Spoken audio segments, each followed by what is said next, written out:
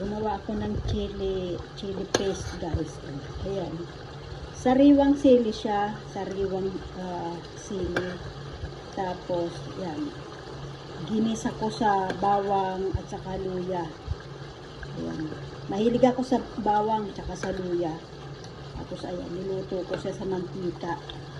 Kaya marami yung mantika niya kasi para hindi siya masira kahit ilang linggo. Ayan. Para kapag medyo yung kinakain ko ay nilalagyan ko ng sili. Ewan ko ba? Minsan kapag walang sili, hindi masarap yung pagkain. Ayan.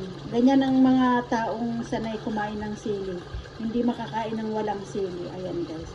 Ang bango niya. Tapos, ito yung aming ulam. Ayan, guys. Namimiss ko yung ganitong ulam. Nakakamiss siya. Ano siya? Baka. Ano siya? Mayroon siyang talong at saka ayan, ginisa ko sa maraming bawang yan. Nilagyan ko siya ng sili. Para mahilig talaga ako sa sili. Ayan. Sobrang lambot niya na. Baka. Ayan. Kasi hindi naman kami kumakain ng karning baboy. Kaya baka, manok, ayan, gulay. Ayan aming pagkain. Tanghalian. Gabi na kami kumakain ng tanghalian kasi nga nasa trabaho. Ayan, pagdating ko saka pa lang ako magluluto. Maaga akong umaalis. Papuntang trabaho. Pagdating ko, ayan, magluluto ako. Tapos bukas, Sabado, ayan, mabuti naman Sabado, makakapagpahinga ng konti. So, ayan guys, luto na siya. Ang lambot niya. Ayan, baka. Gumawa ako ng chili paste, guys. Ayan. Sariwang sili siya. Sariwang sili. Tapos, ayan. Ginisa ko sa bawang at saka luya. Ayan. Mahilig ako sa bawang at saka sa luya. Tapos ayan, niluto ko siya sa mantika. Kaya marami yung mantika niya kasi para hindi siya masira kahit ilang linggo. Ayan. Para kapag medyo yung kinakain ko ay nilalagyan ko ng sili. Ewan ko ba?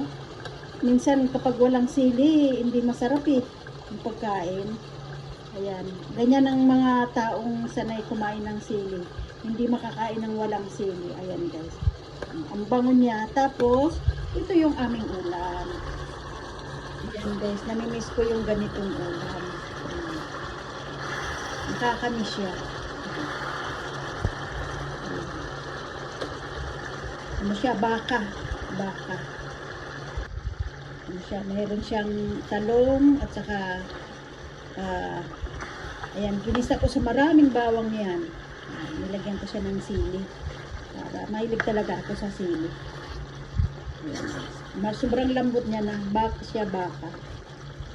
Ayan. Kasi hindi naman kami kumakain ng karning baboy. Kaya baka, manok, ayan, gulay. Ayan aming pagkain. Tanghalian. Gabi na kami kumakain ng tanghalian kasi nga nasa trabaho. Ayan, pagdating ko saka pa lang ako magluluto. Maaga akong umaalis. Papuntang trabaho. Pagdating ko, ayan, magluluto ako. Tapos bukas, Sabado, ayan, mabuti naman Sabado, makakapagpahinga ng konti. So, ayan guys, luto na siya. Ang lambot niya. Ayan, baka.